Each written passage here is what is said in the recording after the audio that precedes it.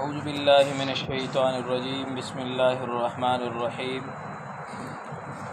لقد کفر الذین، بلا شبہ وہ لوگ کافر ہیں، قالوا جو کہتے ہیں، ان اللہ هو المسیح ابن مریم کہ اللہ تعالیٰ عین مسیح ابن مریم ہے۔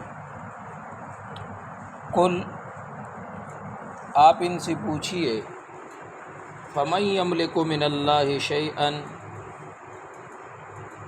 ان اراد ان یہلک المسیح ابن مریم و امہ ومن فی الارض جمیعا، کہ اگر ایسا ہے تو بتاؤ کہ اگر اللہ تعالیٰ مسیح ابن مریم و امہ اور ان کی والدہ ومن فی الارض جمیعا اور جتنے زمین میں لوگ آباد ہیں ان سب کو ہلاک کرنا چاہیں،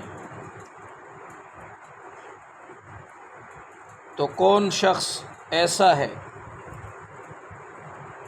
جو خدا تعالیٰ سے ذرا بھی ان کو بچا سکے؟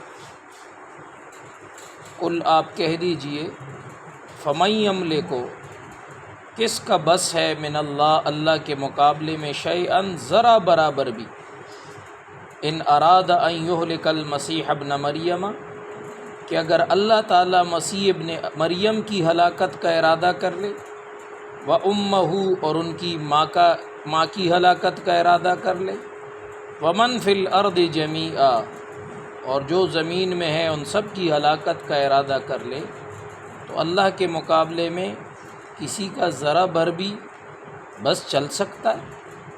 وَلِلَّهِ مُلْكُ السَّمَاوَاتِ وَالْأَرْضِ اور اللہ ہی کے لیے بادشاہی ہے، حکومت ہے آسمانوں کی اور زمین کی، وَمَا بَيْنَهُمَا اور جو کچھ ان کے درمیان، يَخْلُقُ مَا يَشَاءُ وہ جس چیز کو چاہے پیدا کر دے، وَاللَّهُ عَلَى كُلِّ شَيْءٍ قَدِيرٌ اور اللہ تعالیٰ ہر چیز پر قادر ہے۔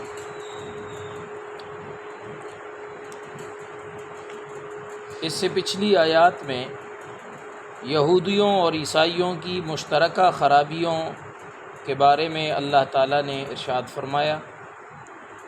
اس آیت میں عیسائیوں کے عقیدہ توحید کے حوالے سے جو ان کے نظریات ہیں، اللہ تعالیٰ اس کا رد فرما رہے ہیں۔ کل اس حوالے سے تھوڑی بات ہوئی تھی لیکن وہ ریکارڈ نہیں ہو سکی تھی، تو دوبارہ اس کو پڑھیں گے، کیونکہ ہماری اس مجلس میں بہت سارے ساتھی اور لوگ ایسے ہمارے بہن بھائی ہیں جو اس کو ریکارڈ سنتے ہیں، تو ان کے لیے دوبارہ پڑھنا پڑتا ہے۔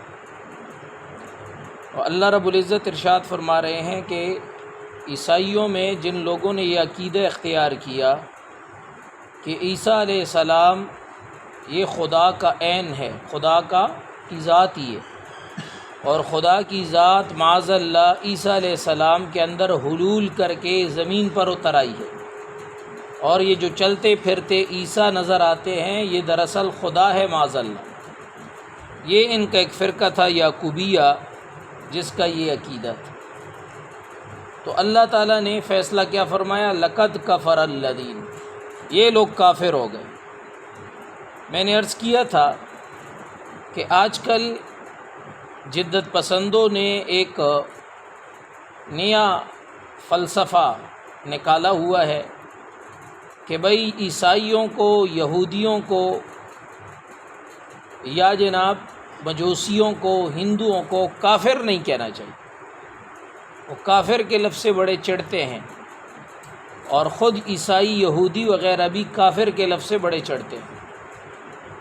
آپ دیکھیں گے کہ ہمارے سرکاری دستاویزات میں اگر ان کو مخاطب کر کے لکھا جاتا ہے تو کافر نہیں کہتا کوئی بھی، ان کو نان مسلم کہتا ہے، غیر مسلم کی تعبیر استعمال کی ہے۔ ہماری جو نصابی کتابیں آج کل تیار ہو رہی ہیں اسکول اور کالجز کی، ان میں بھی ان کو نان مسلم لکھا جاتا ہے، کافر لکھنا بہت برا سمجھا جاتا ہے۔ تو بھائی اللہ رب العزت خود قرآن میں عیسائیوں کو کافر کہہ رہے ہیں، یہودیوں کو کافر کہہ رہے ہیں، ان کے اعمال کو جناب کفریہ کہہ رہے ہیں۔ اسی تناظر میں ایک بات یہ کہی جاتی ہے کہ اگر یہ اصطلاح کافر کی اصطلاح استعمال ہو جائے تو لوگ کہتے ہیں کہ علماء لوگوں کو کافر بناتے ہیں۔ میں نے عرض کیا تھا کہ علماء کافر بناتے نہیں ہیں، علماء کافر بتاتے ہیں۔ جس کے اندر کفر ہوتا ہے قرآن بھی بتا رہا ہے لقد کفر الذین قالوا، اس کہنے سے وہ کافر ہو گئے، یہ بول ان کا کفریہ ہے۔ اب ایک آدمی سو رہا ہو تو آپ اسے سویا ہوا ہی کہیں گے، اسے جاگا ہوا تو نہیں کہہ سکتے، کیونکہ جس وصف کے ساتھ وہ متصف ہے اسی کی نسبت اس کی طرف کی جائے گی۔ اگر ایک کلمہ کفر ہے اور کوئی اس کو استعمال کر رہا ہے، بول رہا ہے، عقیدہ رکھ رہا ہے، نظریہ رکھ رہا ہے، تو لازمی طور پر بتایا جائے گا کہ بھائی اس کے اندر کفر والی بات ہے، اور یہ کفر کے نظریے کے ساتھ، عقیدے کے ساتھ اس کی وابستگی ہے۔ یہ نہ بتانا تو خیانت ہے، لہذا یہ بتانا ضروری ہوتا ہے۔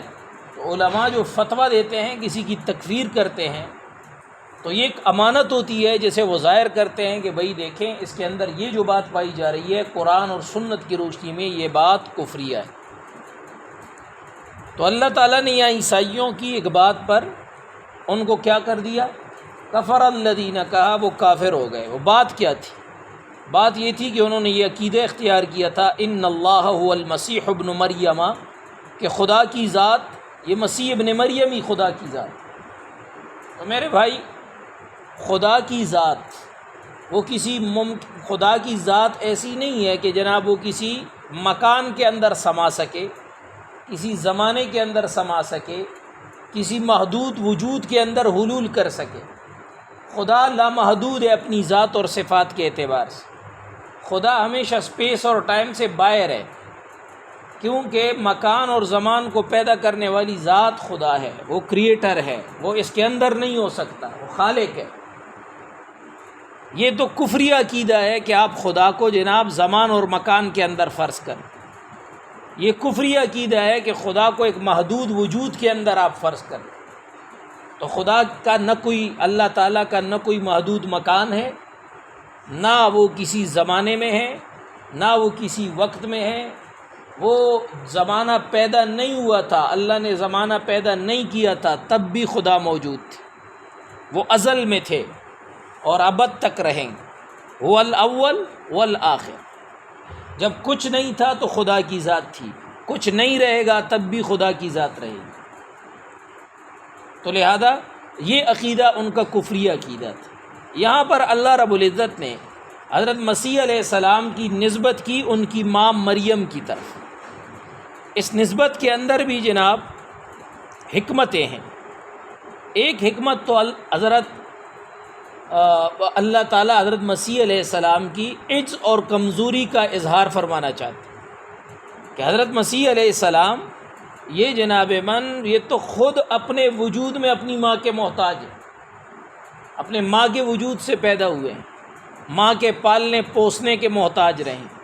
ایک مخلوق کی جناب کی طرف ان کی نسبت ہوتی ہے کہ ان کے بطن سے انہوں نے جنم لیا ہے، اور خدا تعالیٰ ایسی ذات ہے کہ نہ کوئی اس کا بیٹا ہو سکتا ہے، نہ کوئی اس کا باپ ہے، نہ وہ کسی سے پیدا ہوا ہے، نہ اس سے کوئی پیدا ہوا ہے، نہ جناب وہ عاجز ذات ہے کہ اسے اپنے وجود میں یا اپنی بقا میں کسی دوسرے کی ضرورت ہو۔ وہ صمد ہے، ہر ایک سے بے نیاز ہے، لیکن اس سے کوئی بے نیاز نہیں ہو سکتا۔ تو لہذا حضرت عیسیٰ علیہ السلام کی نسبت جب ان کی ماں کی طرف ہو گئی تو اس کا مطلب ہے کہ وہ اپنی پرورش میں اپنی ماں کے محتاج رہے، اپنی پیدائش اور وجود میں ماں کے محتاج رہے۔ کیا محتاج ذات خدا ہو سکتی ہے؟ محتاج وجود اس کو الہ کہا جا سکتا ہے؟ قطعاً نہیں۔ اسی طرح جناب اس دوسری حکمت یہ ہے کہ اس میں عیسائیوں کے اس فرقے کی بھی تردید ہو گئی جو عیسیٰ علیہ السلام کو خدا کا بیٹا کہتے ہیں۔ تو عیسیٰ علیہ السلام خدا کے نہیں، مریم صدیقہ علیہ السلام کے بیٹے، ان کی بھی تردید ہو گئی جو حضرت مریم علیہ السلام کو 3 خداؤں میں سے ایک خدا مانتے۔ تو خدا کبھی بھی اولاد نہیں جنتا، حالانکہ حضرت بی بی مریم کے بطن مبارک سے تو حضرت عیسیٰ پیدا ہوئے، اللہ نے ان کو ان کا بیٹا کہہ دیا۔ بات سمجھ میں آ گئی بات؟ تو حضرت عیسیٰ علیہ السلام کو حضرت مریم کی طرف منسوب کرنے میں یہاں یہ حکمت ہے۔ پھر جن لوگوں نے حضرت عیسیٰ علیہ السلام کو معاذ اللہ خدا بنایا اور کہا کہ یہ خدا ہی یہی خدا ہے، تو اللہ تعالیٰ نے جناب ان کو چیلنج کر کے کہا، آپ صلی اللہ علیہ وسلم سے فرمایا کہ آپ ذرا ان عیسائیوں سے پوچھو کہ اگر خدا کی ذات حضرت عیسیٰ علیہ السلام کو، ان کی ماں کو، بلکہ ان کی کیا تخصیص ہے، ساری کائنات میں جتنے لوگ ہیں ان سب کو یکبارگی اللہ ان کے مارنے کا، ختم کرنے کا ارادہ کر لے، اللہ کی ذات سے کوئی ان کو بچا سکتا ہے؟ نہیں بچا سکتا۔ بی بی مریم پر موت آئی، وہ دنیا سے چلی گئی۔ حضرت عیسیٰ علیہ السلام آسمانوں پر ہے، اتریں گے، ان پر بھی موت آئے گی، وہ بھی جناب من کیا ہوں گے، اس دنیا سے رخصت ہوں گے، چلے جائیں گے۔ اور دنیا میں ہم لاکھوں لوگوں کو دیکھتے ہیں روزانہ مرتے ہیں، جنتے ہیں، قبریں بھری ہوئی ہیں۔ اگر اللہ دنیا کے خاتمے کا ارادہ کر لے تو کیا اللہ کے مقابلے میں کسی کا بس چل سکتا ہے؟ جب نہیں چل سکتا تو پھر کوئی خدا نہیں، نہ حضرت عیسیٰ خدا ہے، نہ بی بی مریم خدا ہے، الوہیت ان کے لیے ثابت نہیں، کیونکہ الہ وہ بے بس نہیں ہوتے، اور یہ خدائی فیصلوں کے سامنے بے بس۔ جو ذات اللہ کے فیصلے کے سامنے بے بس ہو، اس کو آپ خدا کیسے کہہ سکتے؟ خدا تو عاجز نہیں ہوتا، خدا تو بے بس نہیں ہوتا، خدا تو محتاج نہیں ہوتا۔ حضرت عیسیٰ علیہ السلام کو اگر اللہ ختم کرنے کا ارادہ کر لیں تو کیا وہ معارضہ کر سکتے ہیں؟ قطعاً نہیں۔ تو لہذا حضرت عیسیٰ علیہ السلام خدا بھی نہیں۔ لہذا دنیا کے اندر جو کچھ ہے، آسمانوں میں، زمین و آسمان کے درمیان، یہ سب اللہ تعالیٰ کی ملکیت ہے۔ ان میں حضرت عیسیٰ اور بی بی مریم بھی آ گئے، لہذا یہ خدا کے مملوک ہے، اور مملوک کبھی خدا نہیں ہو سکتا۔ جو مملوک ہو، جو دوسری کی ملکیت میں ہو، جو دوسرے کے تصرف میں ہو، جو دوسرے کے دسترس میں ہو، وہ الہ نہیں ہو سکتا۔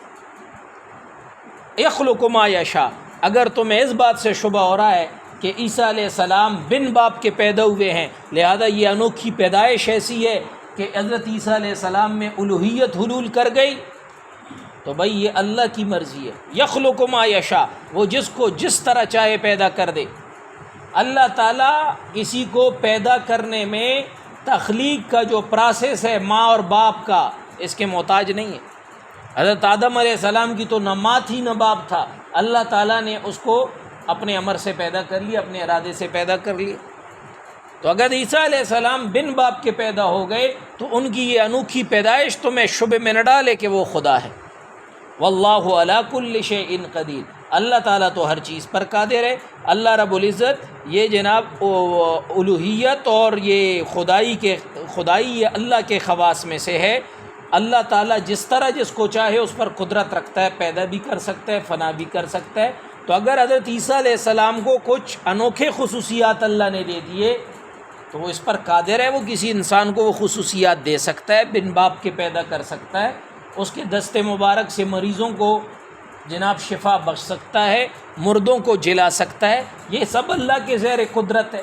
لہذا یہ باتیں تمہیں شبہ میں نہ ڈال دے کہ عیسیٰ علیہ السلام کو ان باتوں کی بنیاد پر کیا سمجھنا شروع کر دو، خدا سمجھنا۔ اللہ رب العزت عمل کی توفیق نصیب۔ سبحانک اللہم و بحمدک، اشہد ان لا الہ الا انت، استغفرک و اتوب الیک۔ صلی اللہ تعالی علی خیر خلقہ محمد و آلہ و صحبہ اجمعین برحمتک یا ارحم۔